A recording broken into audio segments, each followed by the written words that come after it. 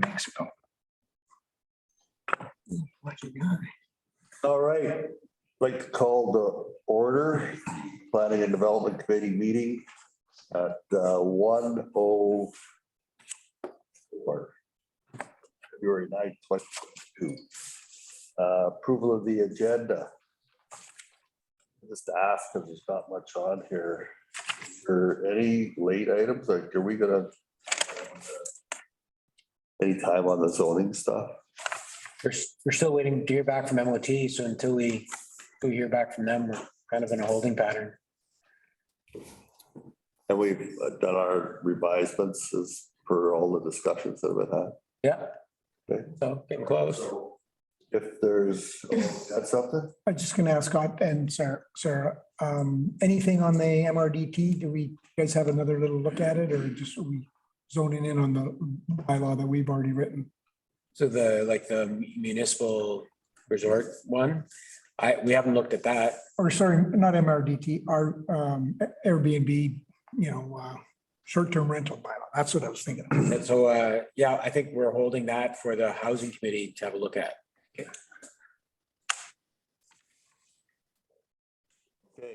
Oh, did you want to discuss it at all, or can we talk about it at all, the Airbnb? Because everybody we talk to in town seems to be looking for a place to rent, and there isn't any. Give them the mayor's number. Yeah. I can add it if you want. Just a quick conversation. Yeah, I think we got time. So we're gonna Very end, At Airbnbs, at Airbnb. short-term rentals. short-term rentals. The D, the business.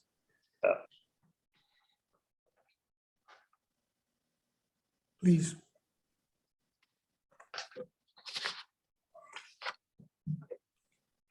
Okay, so approval of the agenda recommendation of the Planning and Development Committee meeting agenda for February 9th, 2022 be approved as amended.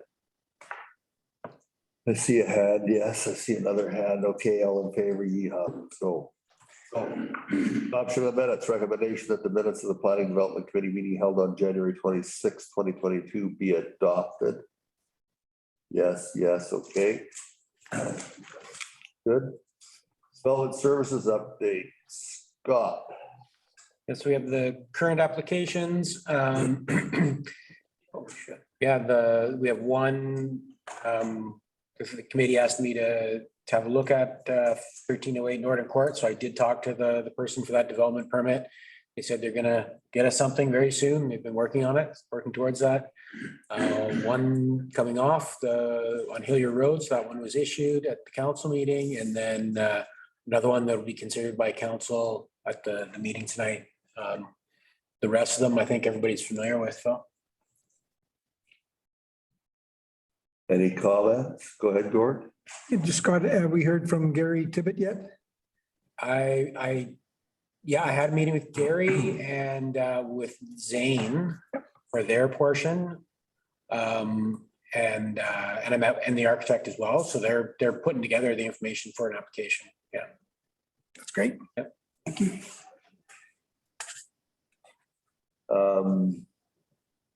I just have a question. Gord, have you talked with the fellow that we met from, that's looking at the 2 mile? 17 houses. Grayson Weir? Yeah. Not in the last 2 weeks, I haven't. Has the office heard from him? No, I think the last time was, I think he'd sent some information to Gord and myself, but He flew out. He wanted to meet, but I didn't have a chance to meet because I was in Edmonton. And he was meeting with the QEP. Yeah, he had a meeting with the QEP and That was the same day I thought. okay, So that was about 2 weeks ago. So I was just curious because he seemed like he was in a bit of a rush. So we just never heard from him again. So maybe we can get him. Anything else?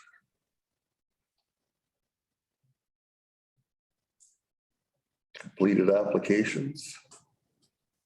and those are on the agenda.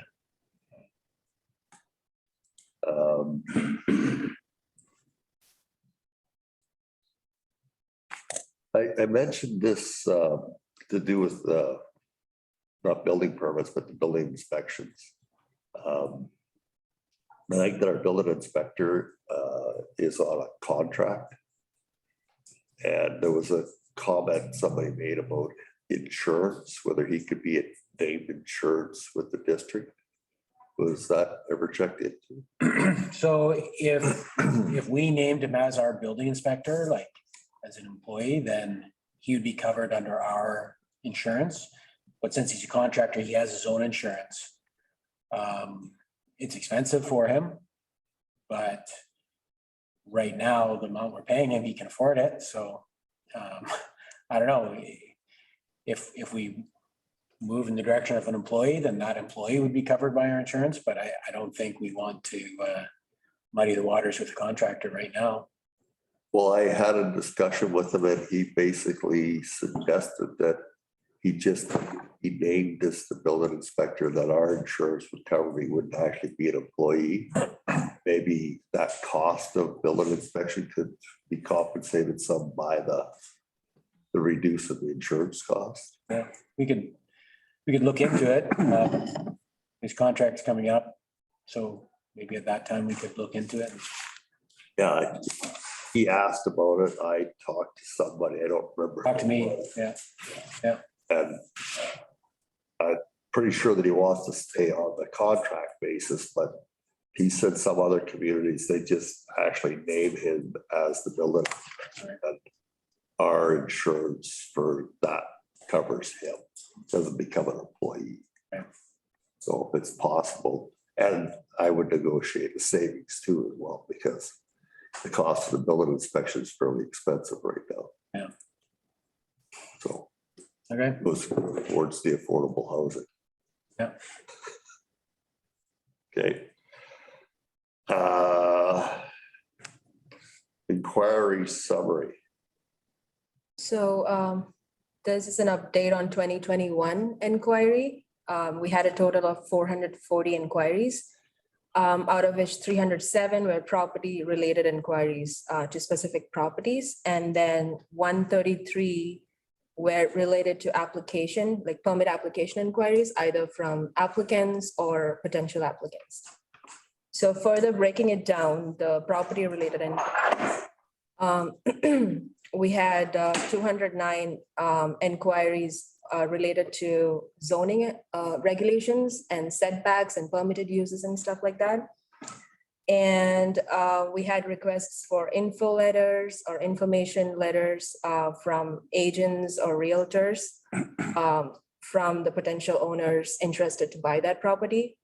And we also had inquiries related to property research, which essentially we had to do a little bit of digging based on the history of the property.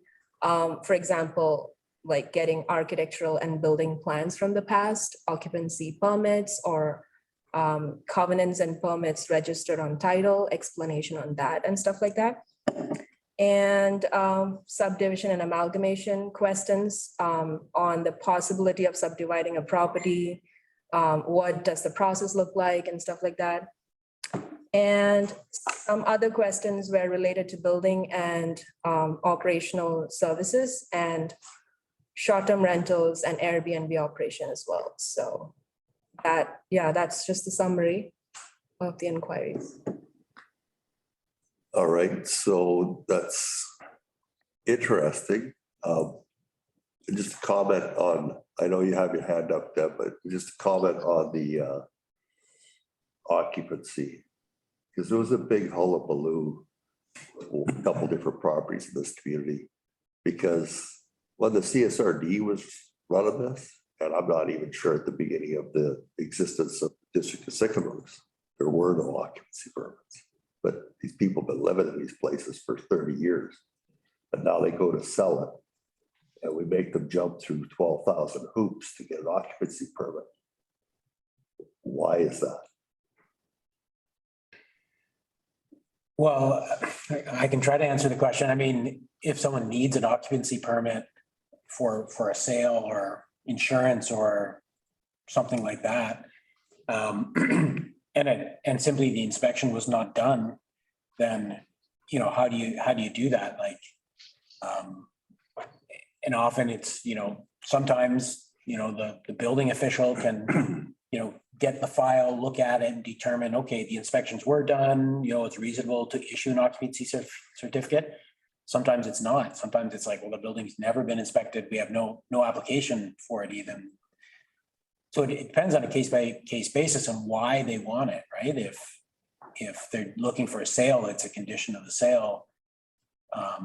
Sometimes it's impossible to give. Yeah, I guess the hoops that we make them jump through are just the ones to make sure that we're covering, our own liability, and providing that service.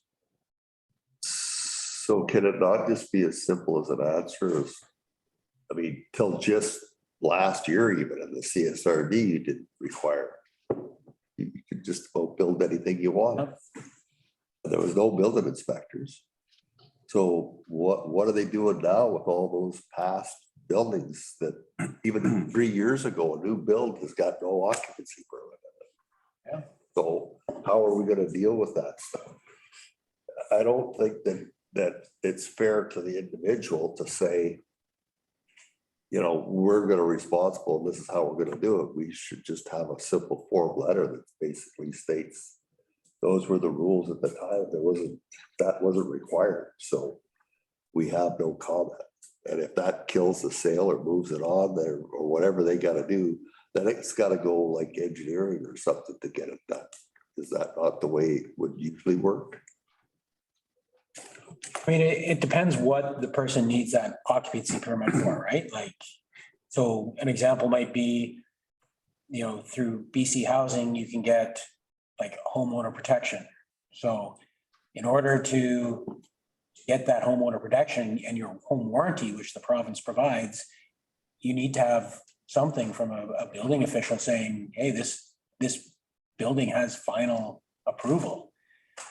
Going back and try and do that retroactively, like what building inspectors be like, oh yeah, I know what's behind those walls, I'll sign off on it. It's hard to do. It's not like we're going out there and searching these people out and saying, hey, you need occupancy. It's usually somebody who wants something, be it insurance or a sale. Each case is different. Sometimes there's enough in the file that the building official would be comfortable saying it, but usually on like a real estate transaction or something like that, they ask for a letter. We call it a comfort letter. And we let them know, hey, building permit was taken out this date. No inspections are made, or this building was never inspected. Yeah. So that's what happens. Yeah, it's hard when there's no history, but we do the best we can and make it as painless as possible. But they take time. Like, some of them can take, 30 hours of research going through all the different files. All right, Sarah, you had something? Yeah, I was just gonna answer some of your questions. Scott's mostly answered it, but yeah, there's gaps in when building permits were required in the district and who was doing the inspections. So, there's our records that are in our files, and then there's records that came from the CSRD that aren't necessarily all put in an orderly way, right? So it takes time to pull them out. And then there's gaps, right? So yeah, if someone wants a letter, he would basically say, this bylaw came into force as of this date. If the building was built prior to, it wasn't a requirement. And it's as simple as that, right? Like it's not. And if somebody actually needs an occupancy, like going through and doing the inspections after the fact, it is a whole process. Like you have to take things apart in a lot of cases. Okay. Deb, you had something? Yeah, I guess my question is, are you guys seeing much change from previous years in terms of these numbers? And I'm just kind of wondering what, I guess thinking what these numbers tells us in terms of, like what's on the horizon. And I think this is the first year it's been done, and I think it only really, it's as much as last year. I think maybe starting about March, and they're able to get January, but yeah, there's still some time where it wasn't recorded last year even. So this is our first year doing it, and we'll maybe have a different answer for you next year. Okay, yeah, because I guess my only thought is typically in terms of inquiries, it's kind of the leading edge of what we can expect, right? So it's kind of, this is good information. Thank you. I think there's a sheet on the regular council meeting that has the comparative to the last 5 years of actual applications. Did you look at that, Deb? Is that what you're referring to? No, I'm just, in terms of this information generally is how it compares. So I know that you guys have like the actual applications, but that, like I said, in terms of inquiries, that's a little bit more leading edge than actual applications would be in terms of just giving us information about what people are thinking about. Applications is a little firmer and, it's not telling us that stuff in advance. So some time ago, I mentioned like a 1-pager or something that we could produce and give to the realtors. And is this going to help us get to that based on what the inquiries are, so that we got some quick references for people that we can, because I think what's happening now is they're trying to make an appointment to see somebody. And that doesn't happen on the weekend when they're just in town. So if we could generate a 1-page or 2-page idea of what those common questions are, and have that on our website and get it to the realtors when somebody comes and has a look, it would probably save a lot of people coming to town and go, well, I can't get any answers, and drive it off. So, and that's I kind of been asking for it for the last 3 years. So if you've done something to this end, you should be able to produce that 2-pager. So corporate services has been working on revamping our website. I can't hear you, sorry.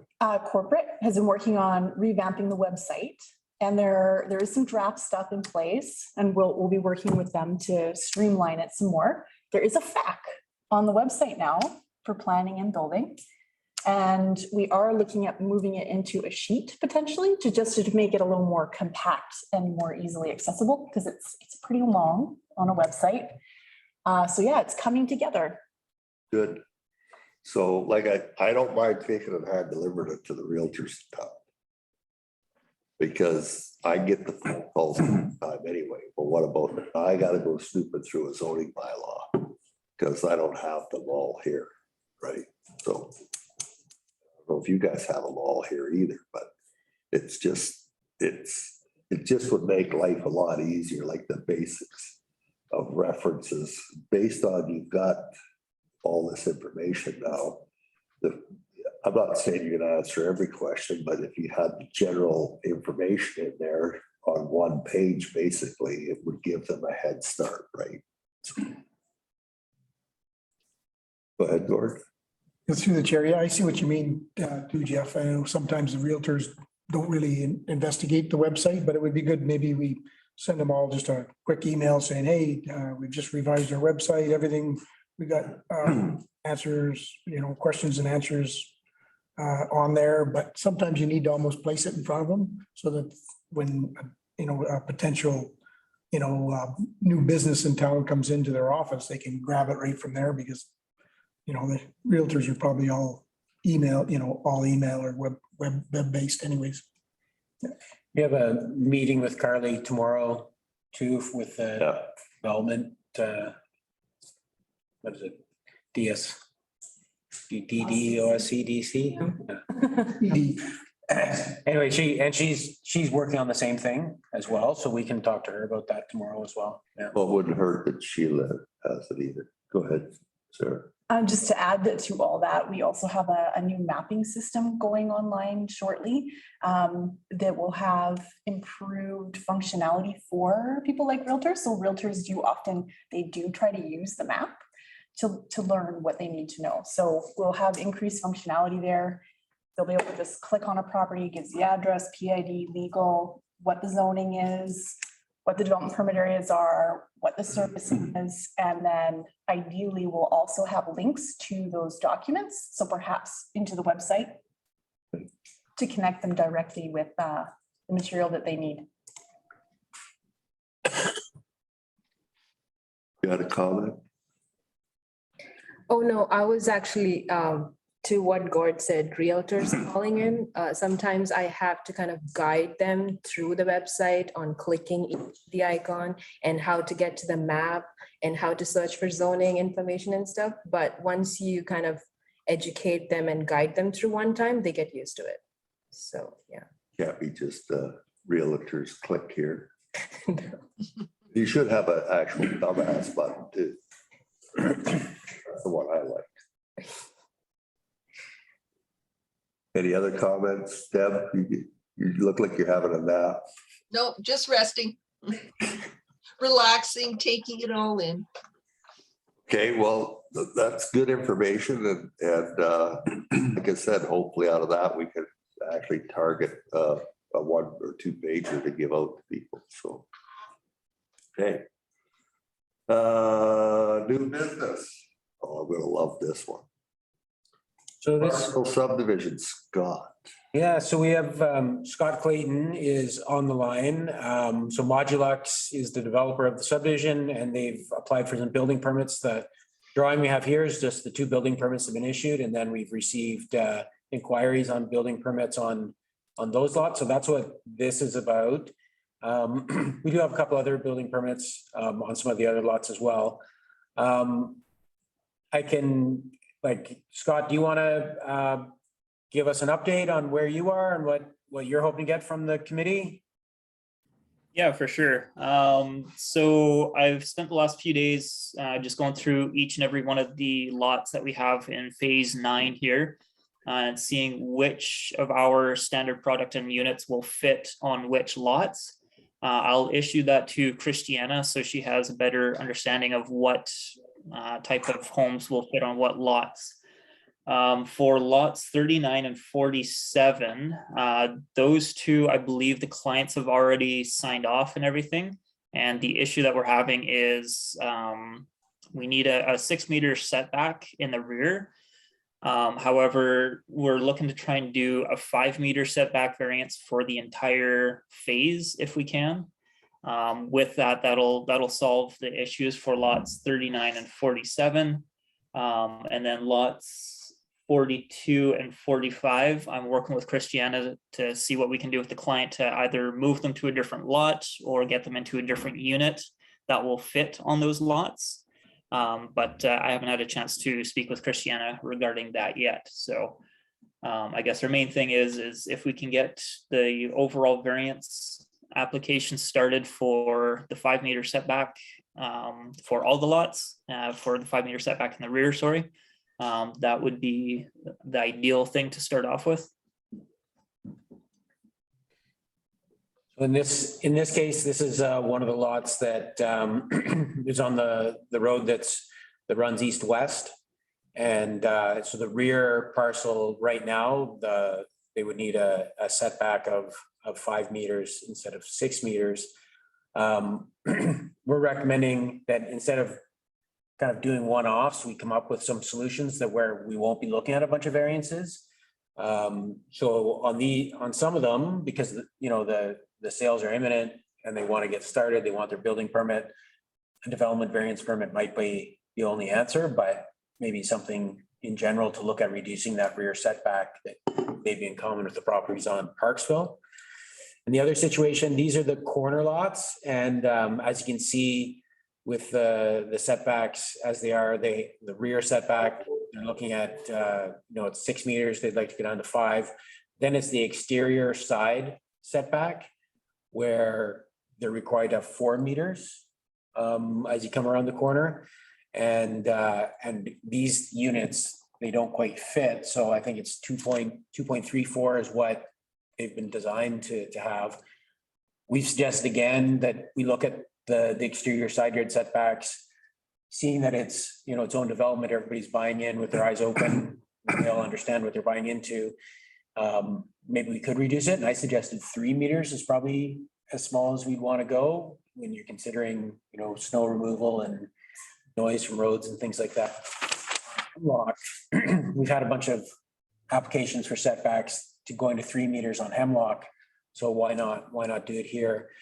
I think when Scott and I talked about it, it's kind of like coming up with something that we just do once, maybe twice, and just be done with it. Stephanie, if you go back to here you can see those properties like 39, 40, 47.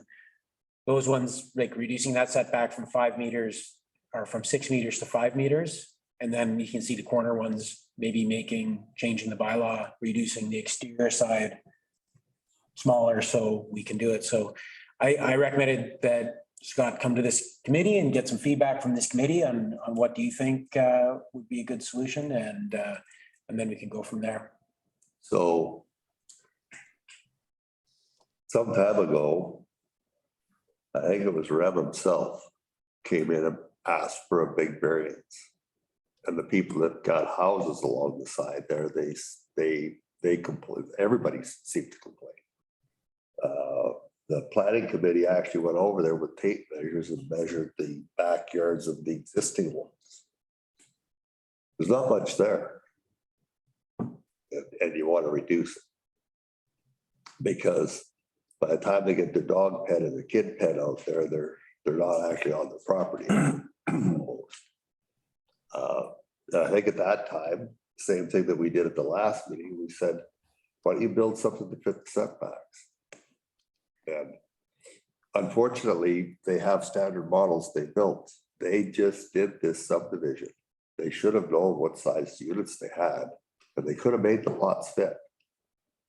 Instead, we've chosen to have whatever. I don't know if that was the original design of the lots or if that's been modified, and I have no idea because I don't know what the original subdivision looked like.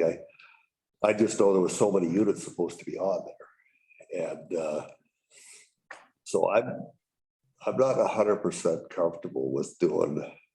Like we did hemlocks because it was a 4 meter right of way for the utilities. And then you were supposed to be 6 meters back from that. So we actually reduced it to 3, making it 7, which was a meter more than what it was supposed to be. And we did the whole subdivision. And I'd like to hear what everybody else has to say about this. Again, the zoning bylaw that's in our notes here is 1993. What's the new zoning bylaw state? Because it's a 5 meter combined side. You could have minimum 2 or 2.5 on both sides, but minimum 2. And then on a corner lot, it's completely different. And your front and your rear are 6. And is the new one the same? Is our new zoning bylaw exactly the same?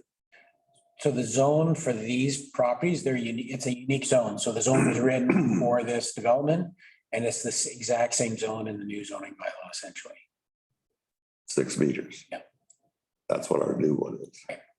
But I think the side yards are just 1.5. It's not a sum of. But the exterior is still. Would still be, yeah. Yeah, these measurements are all to their exterior wall, not to the eaves, because they're allowed that 2 foot, whatever it is, overhang on the eaves. So they're soffit. Gordon? Well, I tend to, I mean, most of those big lots in the back, lot 1, 2, and 8 and 2, or whatever it is there, they're all big lots and the people are built a ways from the property line. And I don't, 6 meters is quite a big setback, if you ask me. And I don't have a problem, if we scooted that down to 5 meters and then the side meter, I probably would agree with Scott. I would probably only go 3 because this subdivision is known for being tight. It's going to be a tight subdivision like the first few lots were. And yeah, I'm okay with 5 and 3, I probably wouldn't go any more less than 3. So my comment is that I go over by that neighborhood because it's the way back from early or wherever I go over there, that road. So I drive by it and I get to look down the road all the time and I see the places sitting there. And, you know, we got 4 meters on the front. So we put the garage, and the garage has got, what is the distance from the garage to the property line? Street side. On the one drawing you have it, that it's quite a distance. It's a meter and a half. But these guys are parking their vehicles sideways across the front of the driveway because it's just a standard 4-door short box pickup. Not even the engine compartment fits on their driveway. And so that's why those things were put in place, was so that there's no on-street parking over there. There's no on-street parking in Sycamoose anywhere usually. That's why you're supposed to park in your driveway. But if your driveway is only 1.5 meters long, unless you buy a smart car, you can't park it. So if we're going to vary the backyard to 5 meters, then we're going to have to insist wherever their garage is 6 meters from the property line. Period. Other than that, I wouldn't go for it because there's no parking over there and they're hanging halfway out in the street and they're responsible for their own snow removal. I realize that the district doesn't go in there and do it. But if it ever changed and we had to, it will be an issue. So if you're going to look forward, we should consider. So you're recommending that in front of that, so between the garage and the street, it's always 6 meters. The driveway is always 6 meters. Minimum 6 meters. That's what it's like up in Bayview, right? But I think it might be 5, but the parking regulation states the minimum stall length is 6. Because if you give them the meter on the back, you know what they'll do? They'll keep the place the same size at the front. They'll just get more square footage. That's not why we're going to do this. So if you're going to give it up on the back, you got to stick it on the front because they don't even have, they got 4 meters at the front. That's to their porch. And I don't even know if that's kind of allowed.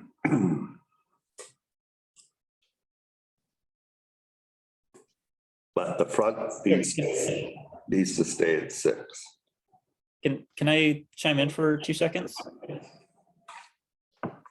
Sure. So if we're to do like have the 6 meters in the front, that would work on some specific lots, like say lot 30, 29, 34, 35, 45, 44, 10, and 12. But where we're going to run into some issues then is in the middle, and kind of like the middle block there. So lots 37, 42, 36, and 43.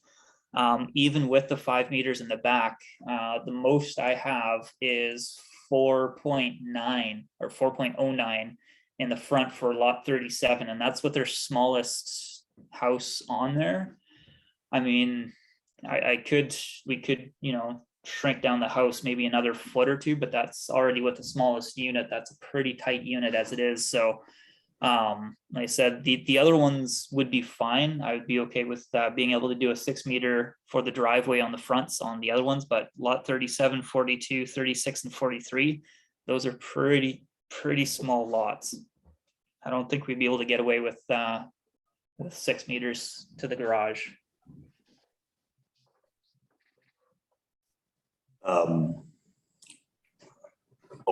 I mean, this would have to come back to council. It's not me that gets to make the decision, but spent a lot of time on doing zoning bylaws. We came up with what was supposed to be fit. And when you design the lots, which at that time you had the opportunity to make the lots fit the buildings you're building. And so you've already developed the lots and you've got your plan and your survey, and I imagine you got PDI numbers for them now. So now you're gonna have to change your house. Yeah, which that's what we'll do, and I'll have to have that conversation with Christiana on what will be available, particularly for those 4 lots then, I guess. and just have a, make a really small unit that's going to fit on those lots. So I'm not sure, like, when all this was designed as far as the lots, like, we didn't have anything to do with the actual design of the lots themselves. At least I wasn't involved in any of those decisions or anything. So I'm just kind of in kind of hindsight's always 2020. So I'm just trying to make things work as it is now. But I mean, I don't know if these lots were pre-designed before we even, purchased the land or anything, but we kind of got pregnant in it with not even knowing kind of what the size of the lots were already, right?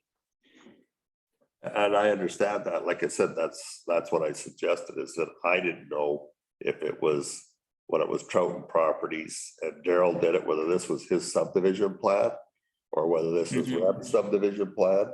It's Reb subdivision. Reb came in with this. So that's what the whole phasing agreement, hullabaloo was about, was to change the layout Okay, and so some changes to some parcel sizes and the road configuration. they upsized it. I believe they were made a little bit smaller, like the whole layout was changed a bit. Okay, so did you hear that, Mark or Scott? Sorry. Yep. Sarah just said that Reb changed the lot size. Well, Go ahead, Gordon.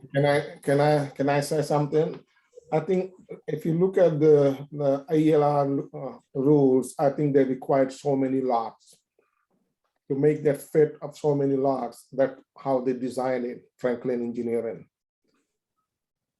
You guys have to read through that AELR requirements of how many lots was approved to do. That's how they had to go. It wasn't nothing to do with me. They said you have to have so many lots and engineers has to draw it out accordingly. That's what I understand. You're probably right, Reb. So go ahead, Gordon. Yeah, through the chair, like I say, this is a tight subdivision and people know it going in when they're buying. And one of the things it does do is it makes people park in their garage, which is what their garage is for.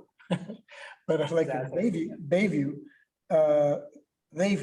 they got a room to put 2 vehicles out in front of their yard, and they don't park in their garage, and they put 4 vehicles out in their yard. So this does make them park in their garage and keep them off the streets, because they can't let their vehicle hang out. And I know what you mean, Jeff. I was over there. I went for a tour the other day, and they're doing parallel parking in front of the garage, which is fine, but as long as they're not hanging out on the street.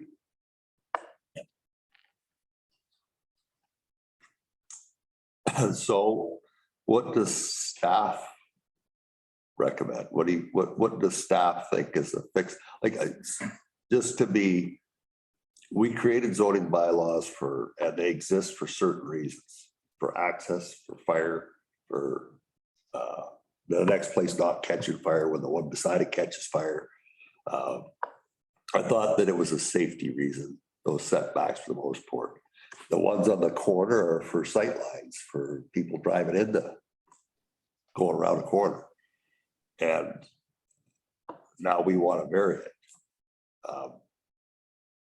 I'm just asking staff, like, you got small lots, very small lots.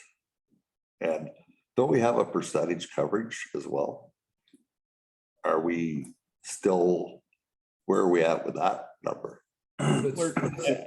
I did some calculations and we're well within the percentage coverage. So I think is it 50%, I was told?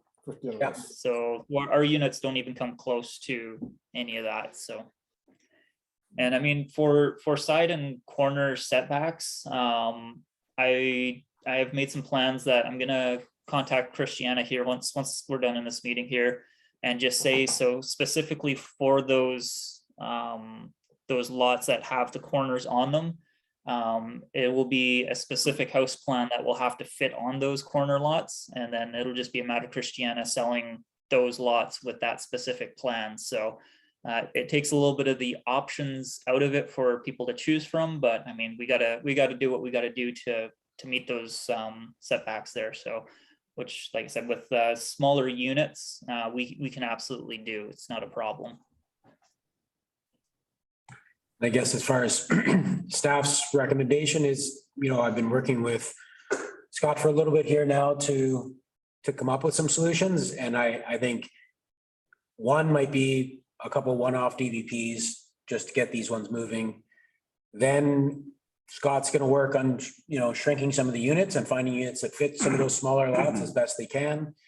And then the third one would be maybe we re-examine the zoning bylaw and just amend it for the setbacks that are going to work best. But it's, again, it's going to come back to this committee for recommendation, and then councils ultimately can make the decision.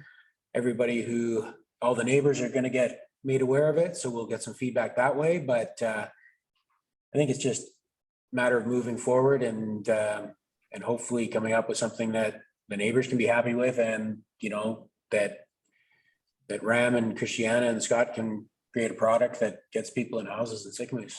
Yes. Yeah.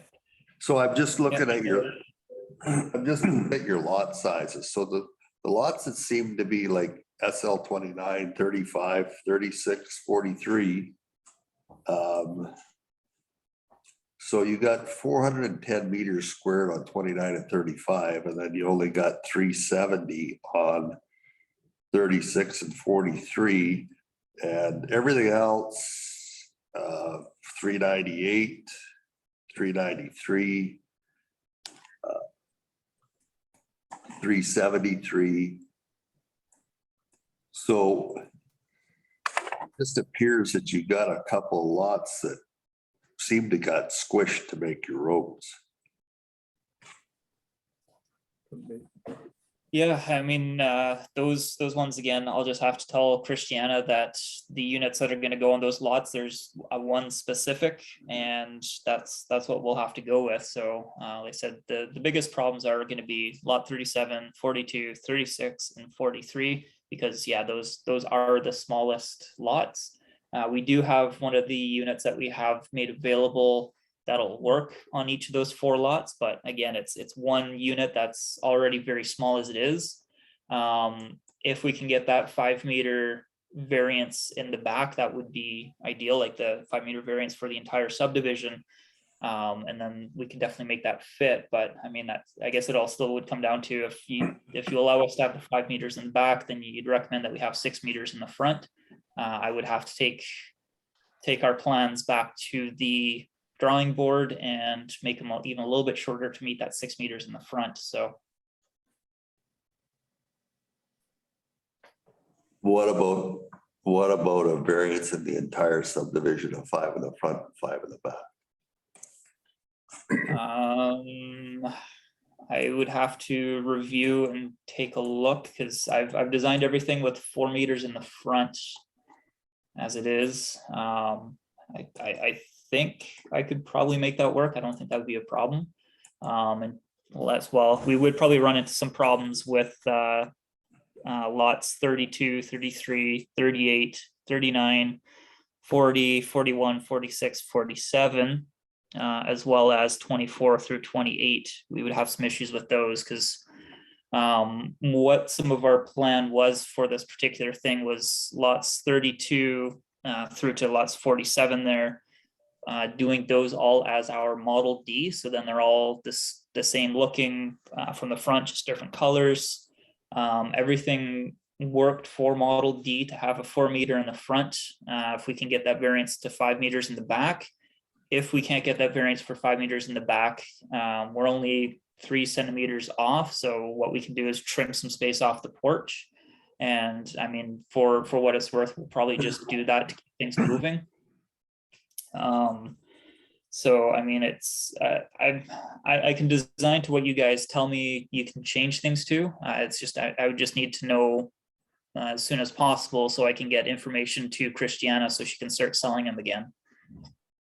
So then the next comment would be is that it doesn't matter 47, 39, same drawing.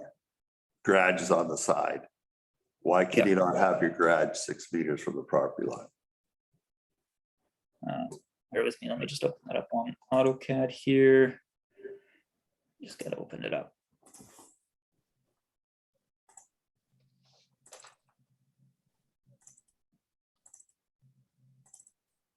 I mean, I think I could do that.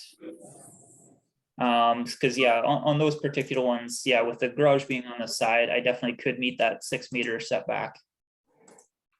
That wouldn't be a problem. Why is that? Well, I have a question. Why would you want the garage to be 6 meters? Just because that's what's standard in our community for parking a vehicle. That's the reason for it. Yeah. Well, to make sense, if it's further back, you have a better parking in the front. Not sticking out in the road. Yeah.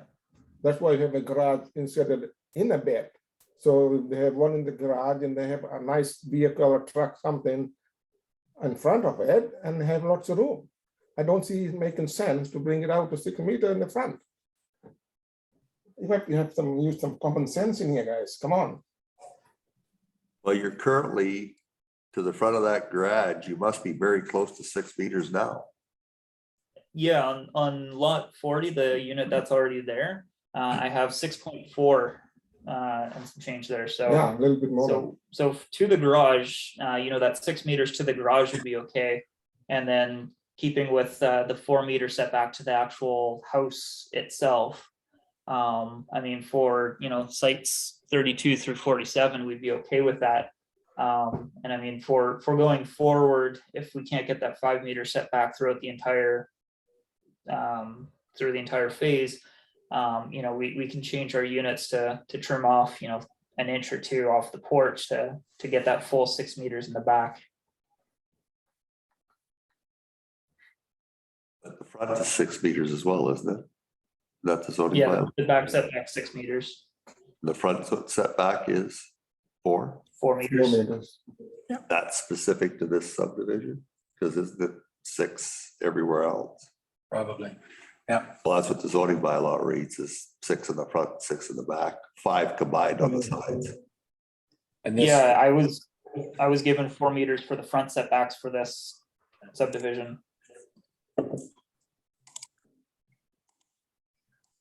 That's throughout the entire subdivision already, 4 meters correct.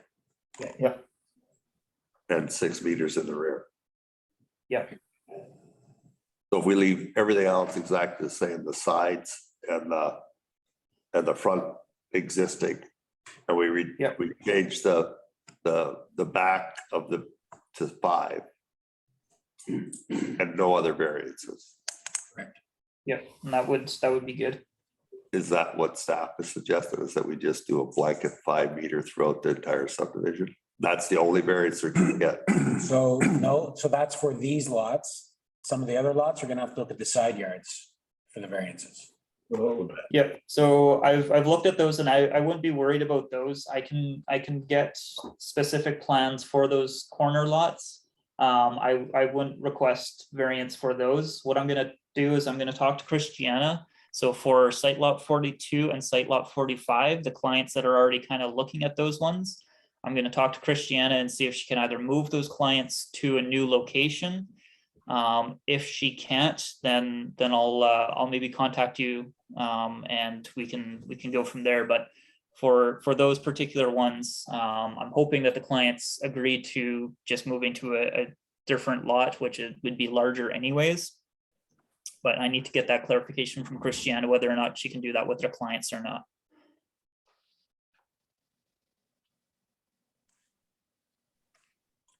Or does it make sense to even do the time from 4 to 3? Whether we use it or not? I wouldn't. So is it, like I said, for ones on the corner, it's for sight lines, so you can see a car. Like it's, I'm not comfortable with, but it's still not my call. Gord, Well, I just would like to see the development move forward so we have some affordable housing. So I'm really flexible, and I know, I mean, they bought this development half done already, or half proposed, and just trying to work with them and try to get it going. And and what staff recommends, I agree with Scott. That's my opinion. Deb? I I agree with both of you, I guess. My point would be, I agree with Jeff that you gotta be really careful about corners and sight lines and safety. And, but otherwise, yeah, like if the garages are already generally designed for 6 meters back, that's taken care of because they're not right at the front. And if you're talking about 5 meters in the back, not giving them much of a yard, but like if, again, it's affordable housing, then that's part of the deal. They do have a little bit of room at the side too, so. But we can't forego safety either, so.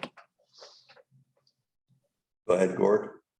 Yeah, my father bought into a development in Kelowna by Canadian Adult Communities, and it was very, very tight like this. And I mean, you just drive down the first phase of it, which, Ram and these guys didn't build, I don't think.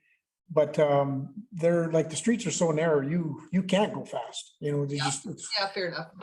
it's so tight that people can't go fast. So the corner lots, yeah, it's nice to leave a little bit of room on the corner lots, but it is tight, and the people that buy in there recognize it.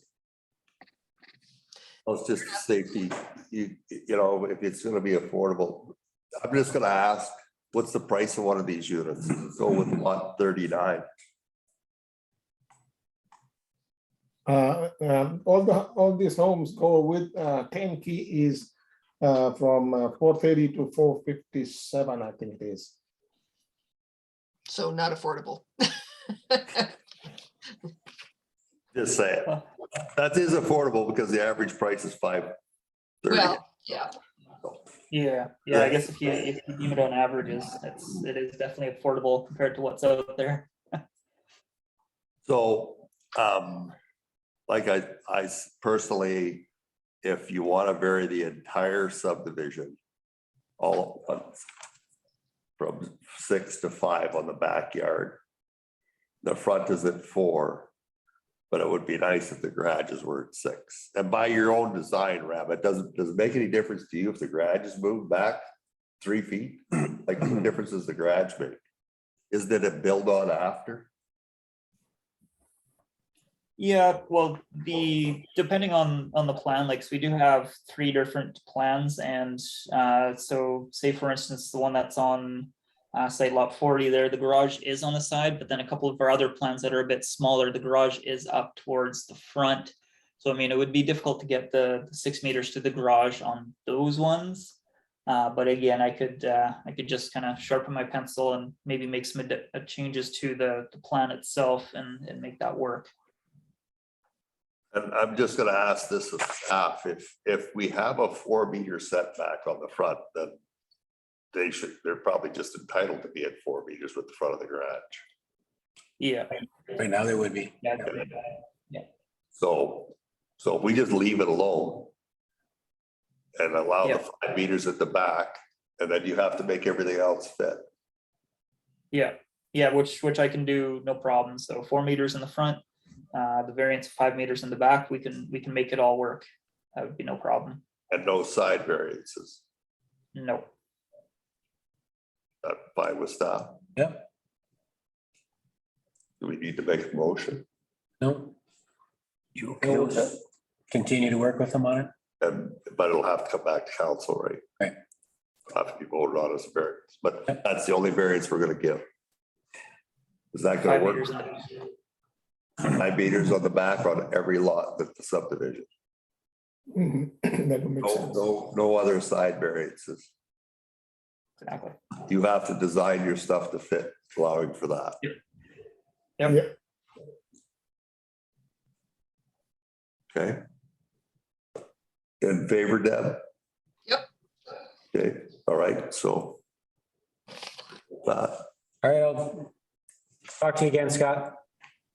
Okay, thank you. Thank you. Thanks. Subdivision and Development Services Bylaw, road crossing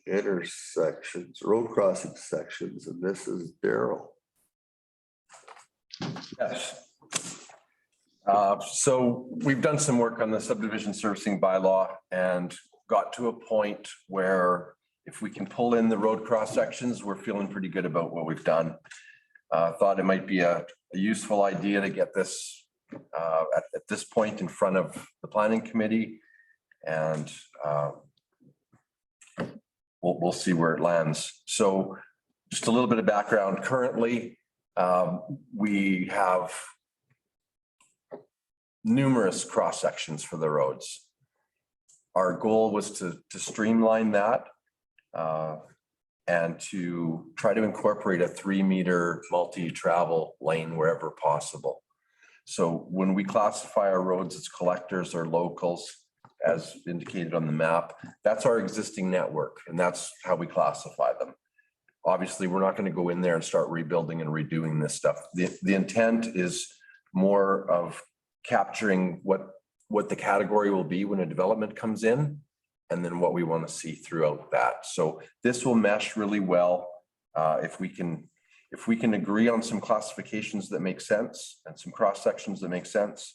This will mesh really well with the active transportation plan that we're doing. It'll mesh really well with a future transportation master plan if we can get into some of those areas and see where there might be opportunities to put a collector in or whatever we want to do.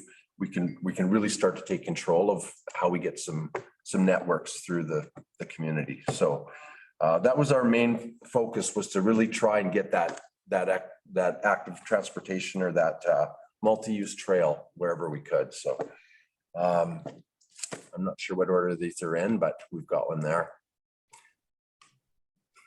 So I'll just comment, Gord and I met with Daryl, I think Jeremy, and who was the engineer? Gary O'Rourke, yeah. Yeah. And so we had a conversation about this, and he said, okay, our roads are this wide, we need to have this. How could we possibly incorporate like a multi-lane on most of our roads in the community? We don't have curbs, so there's no curbing. So Depending where, right? So yeah, so let's start with that. So the areas that don't have curbs typically are the rural local roads.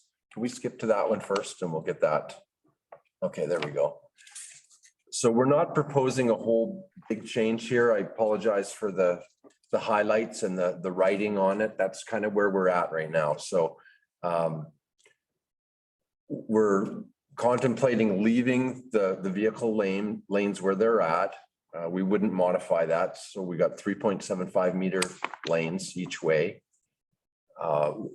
Currently, we have a 2-meter shoulder on each side of those roads. So what we're proposing is that we lessen one of those shoulders by 1 meter, which would translate to an extra meter on the other side, giving us 3 meters to pave a wider road. So we get 3 meters of a travel lane for bikes or golf carts or whatever. So, and if I could just ask this, our roads currently are paved to approximately this width anyway, like in the tree streets and the rest of it. Yes. It's not like we're widening the road out. We're just gonna try and put a line on there that adjusts it so that we end up with that multi-use path, which helps us with our trails and possibly if we ever get to drive side by sides on the road. right, and you make a good point, because we have gone out with some paint to try to make lines, as in Capel East, and it's pretty crowded. It's not really inviting for motorists. Deb has a comment. Go ahead, Chris. Deb has a. Deb? Yeah, I was just gonna say, so Daryl, is the main reason that you're looking at keeping the shoulder on each side, even though you're changing the dimensions slightly, is because you want to keep that vehicle lanes where they are? Because I guess my question is why wouldn't you just get rid of one of the shoulders and, you know, have your one shoulder wider? Like, do you need them on both sides? Yeah, I mean, typically the shoulder will serve as, it does have a function. It helps get the water off the crown of the road and into the ditch. I think you want to keep some semblance of a shoulder unless you're going right to a curb. Okay, So, but yeah. you could maybe even reduce it even more and not have it as any kind of a walkway then. I'm just thinking, you know, like I look at Martin Street as an example, and I know it's not a rural collector, but you've got the sidewalk on one side and the other side is a mountain of snow. There's nobody walking over there, so. Right. Right. Go ahead, Daryl. Okay, well, we can, why don't we do that? Let's jump right to Martin. So if we could pull up the, so that's the rural local that we were talking about. So now if we go to an urban local road, such as Martin Street. That's a rural collector, I think you got there. Give urban local. Yeah, that one. Okay, so this would be very much like Martin Street is now. So we've got 4 meter vehicle lanes each way. We've got a boulevard on one side and you've got a sidewalk that's right adjacent to the vehicle lane on the other side. That we're proposing to widen that sidewalk from 2 meters to 3 meters, still with the road right away that we've got. We've got plenty of room to work with that. It's just, it'd be the same look as Martin Street. We're saying let's widen it a bit so we can get some. Just a question. Besides Martin Street, what other streets fit into that category in the community? Like I'm assuming all the tree streets are gonna be labeled as rural. Yeah, that's what they are now. Yeah. And so This would be more like half a Shuswap, like we've done the first half of Shuswap. It'd be like the hemlocks that we've done, where we've got the sidewalk right against the road on one side. Parksville is currently like that. But I thought our goal was to get away from this sidewalk because of snow removal issues. So what really ties the hands operationally for snow removal is when there's sidewalk on both sides. And this cross section allows us to bring across and to use a good healthy ditch on the other side. So that's not a problem. Okay, now who's gonna pay for the 3 meter wide sidewalk, the developer? Well, I guess if we embed this into the subdivision servicing bylaw, that would be on the developer, would be my understanding. Where does the affordable housing fit into this? It's a good question. That was the reason for a bit of the cement on the side.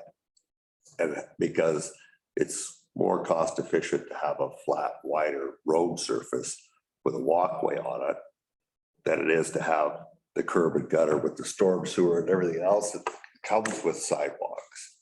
And so if you're talking about an affordable house, we just got that demonstration. I mean, they're putting modular on small lots and they don't have sidewalks in that subdivision at all. And you're still combined $110,000 lot, you're still $450,000 then. When you're talking about affordable, the street lights and the curb and gutter and all that stuff with storm sewers, where you start adding a horrendous amount of price. That's where our cost went on Shuswap. It wasn't so bad to bury the power. It was the sidewalk, the curb and handling of the storm water. So I thought our discussion was to try and reduce the amount of area of sidewalks and have a wider, like our rule did, designated area where we could have, you know, a walkway. And if we're smart about it and do it, we should be able to get our, you know, what did Shuswap cost us? Just the sidewalks and storm? $1 million sidewalk. $1 million. $1 million, yeah. That's not our drop either. That was just. Hey, remember? Yeah, it was $1 million overall. It was everything, yeah. That was my understanding. So what was the power part? It's pretty much half. Half and half. So you're adding $500,000 for what is there allowed there? 20 doors. That's a big cost. And Craig Darrell in that subdivision that he was doing over there, sidewalks and curb and gutter, that curb and gutter added $10,000 to a lot. And if we're trying to make it that you're getting affordable, and don't get me wrong, there's lots of people that go, well, $110,000 for a lot, or $120,000 or $160,000. I mean, compared to 500,000 Kelowna or Calgary, that they're going, that's a good deal, but we still haven't got a lot of locals that can afford to buy a house. No, and point taken, the urban local, just to throw it out there, I know we've got collectors and locals on this map. The urbans aren't broken right out. It's a pretty small amount of road or area that we're classifying as an urban local. Yeah. There's just a few within the core, so it's not a big category and probably not one we would apply to anything other than really close to town. So if you want us to look at what we could do with asphalt instead of concrete to keep the cost down, I mean, we could. Well, it's just the storm sewer component of the cost. Right, so the curb would have to go and we would just do another widened. So let's just go for an example. Let's go where we got the, I think it's R5, is that on Temple? Temple, yeah. Where we got the 2.5 acres there that's supposed to be R5? Is there sidewalk in front of that property? No. No. There, On the Temples part? on the Temple part, Yeah. some sidewalk, is there sidewalk? I don't think there's sidewalk even on the Hoganville side, the senior side. No, No, So there's no sidewalk on either side of that. no. But that would be considered an urban road. So if you want to build that townhouse, That would apply perfectly for that. that's what you would have. You'd have one side sidewalk and the other would be ditch. That's right. That makes the townhouses go up quite a bit. In price. Yeah. Yeah. Yeah. And that was our conversation, basically, to try and eliminate sidewalks or do wider road surfaces. Go ahead, Sarah. I just wanted to throw it out there. There's a number of ways that we can address affordable housing. So if someone's truly doing an affordable housing project, they enter into a housing agreement with us, right? We can come up with different strategies through our housing committee, right? That can be implemented after the fact, right? So we can come back and amend this bylaw if necessary, or it might just simply be a council policy that council has to address, like what's the word I'm looking for? A policy that has a holistic approach to how to deal with affordable housing, right? And it might say, council will support variances or amenity consents, right? Because there's all these other tools that can be applied. Well, Either directly change the bylaw, or people can apply for variances that are already, it's written in writing, it's supported by council, and they know that that's something they can do for that type of a project. my big concern is that if that ever turns into R5, and I don't think the guy that owns it's gonna do jack with it. Honestly, he got his lot out of it, and I think he's gonna just do that. Whatever happens, happen. So. But you got 2 lots now at the corner, the private residences. Got their building in Tibet, so are we gonna keep doing the part sidewalk in the middle of some place because the developer comes in and does that little project? Because we got a little hunk of sidewalk out on the highway on the frontage road that we made that guy put in with 2 street lights in the middle of nobody.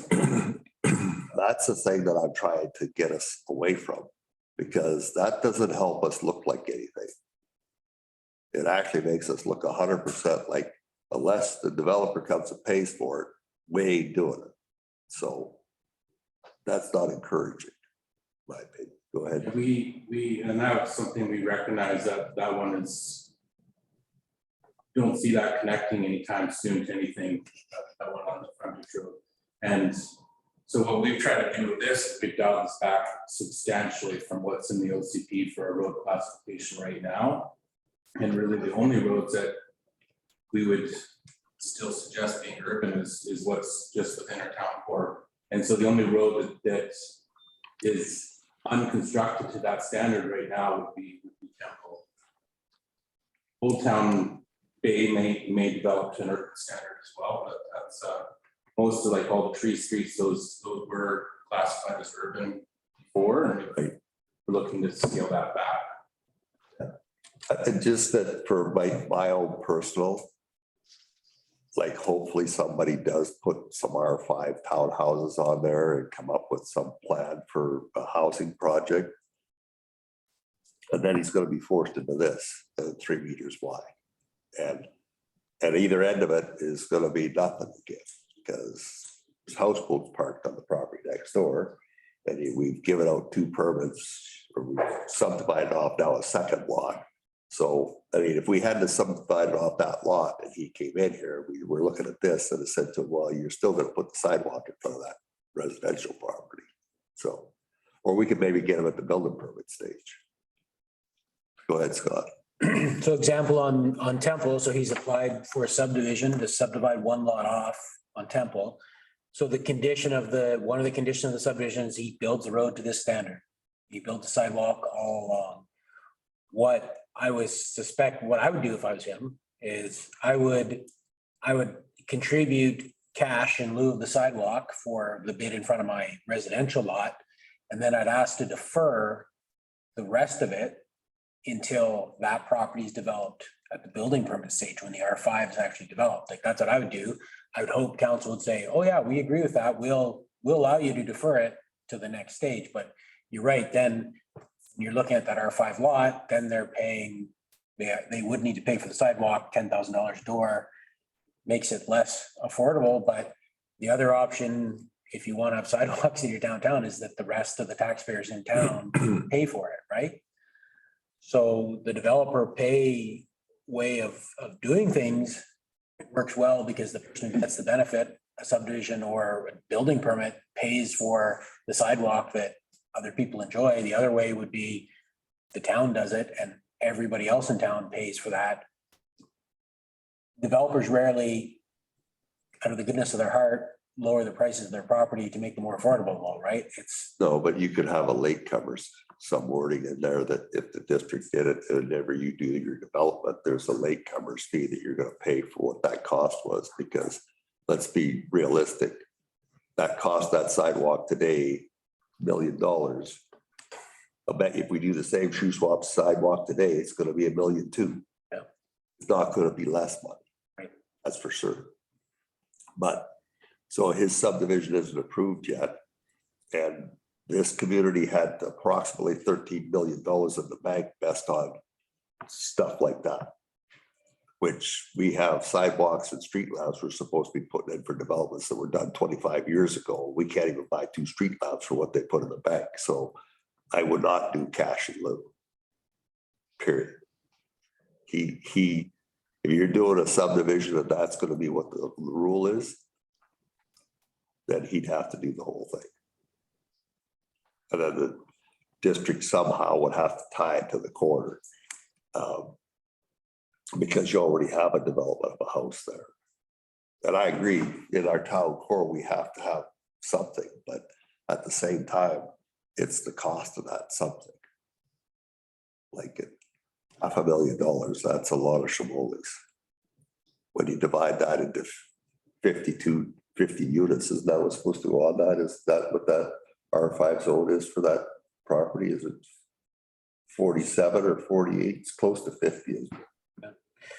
so I think what Daryl wants to talk about today more is what kind of road standard you'd like to see, That's what we're trying to but get. how it gets paid for, maybe at the next discussion.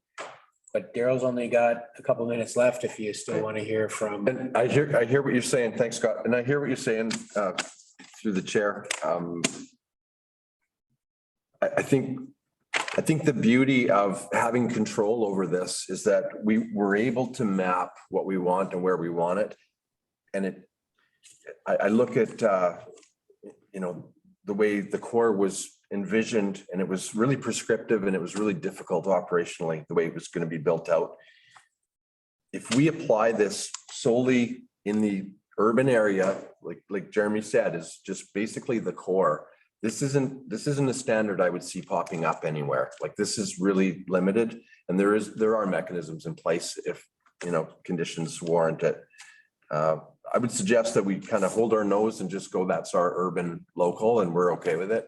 It's not a horrible thing and it exists already. So And Okay. I don't have an issue with it. I'm just gonna strongly suggest that when a guy comes in for a permit to build his house, he's gonna do that. You also made a point about the conversation we had where the trail was off to the side and away. So maybe we can jump to the rural collector section right now. And so we're looking at a cross section that we're proposing for areas such as Larch Avenue or Capel. And so we're still classifying it as a rural area. It's a collector, meaning it's feeding a lot of traffic. We've got 2 wide traffic lanes. We've got a decent shoulder, 2-meter shoulder on each side. We've enhanced the ditch on one side to a good 5 meters, and we're now putting in a 3-meter asphalt bike path or travel lane on the other side of the 2-meter shoulder. So one side would have a 2-meter shoulder and you've got a 3-meter paved asphalt pathway. And it still allows us the opportunity to use ditches on both sides and wide vehicle lanes. So like I said, Larch, Capel, half of Old Town, I guess you could argue is like this. It keeps the separation from traffic and the bikers or the walkers. But you made a comment earlier about Capel. You had a hard time getting that onto Capel. Capel East was where we ran some paint because of the road width was not allowing us to go much more than, I think we only got a meter and a half. Yeah, we pretty much would need to reconstruct the road to make the road surface bigger to accommodate. So what is the actual width of Capel now? It's not 25 meters. No, we don't have that kind of width on Capel. Again, Capel's a decent illustration of where we'd apply this stuff, what exists now. But if we were to do a collector in the future, we've got a really healthy road right away on those. It's 25 meters. So we can kind of do whatever we want with that room. And we're just suggesting keep the traffic moving and keep the bikers off the road, so. Okay, what is that? How wide is, just a question, how wide is Larch right now? Because Larch has a bike, that's the property in front, that's the road in front of Northways, right? That's the one, yeah. We've got a wider path on that one. That road, I'm guessing it's probably 8 or 9 meters wide, the paved part. But leaves us with urban collectors. So an urban collector would be something like Riverside. And I guess depending what happens at Old Town, we could potentially have some urban collector out there as well. Again, a master transportation plan would be really useful to kind of steer this, but if you can imagine Riverside, if you can imagine Riverside being built somewhere else, this is what we're proposing. Be 3.5 meter vehicle lanes. We've got parking lanes on each side, which is important for a collector. And then we went to a 3-meter sidewalk on the one side with just almost a 4-meter boulevard on the other. So that sidewalk would be separated with a rolled curb. Again, not a really popular choice. It won't happen a lot, but in instances where we have a busy collector, it gives us the ability to do some parking and keep a wide lane on the side.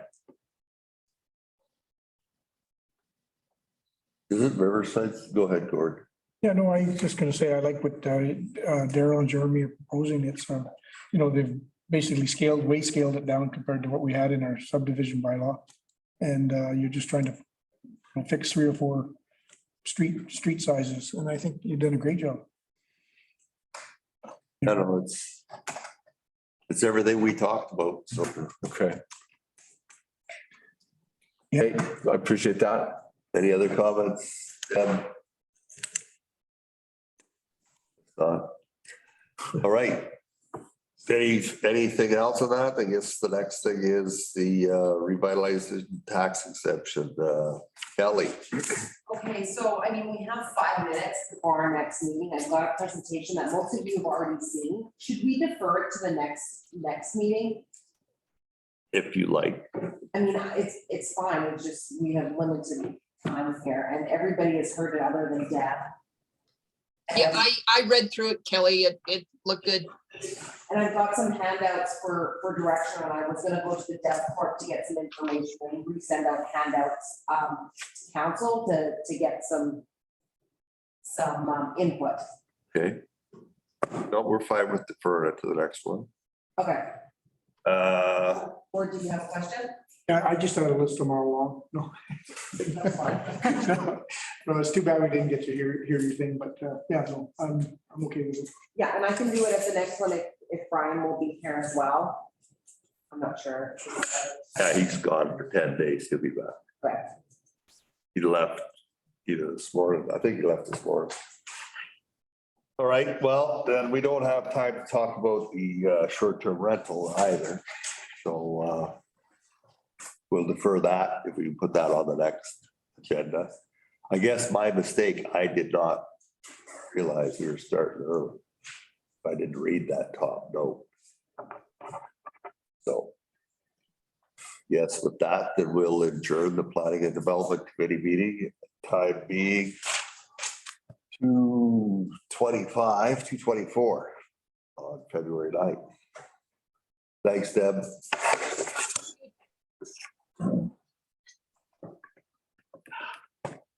How you doing?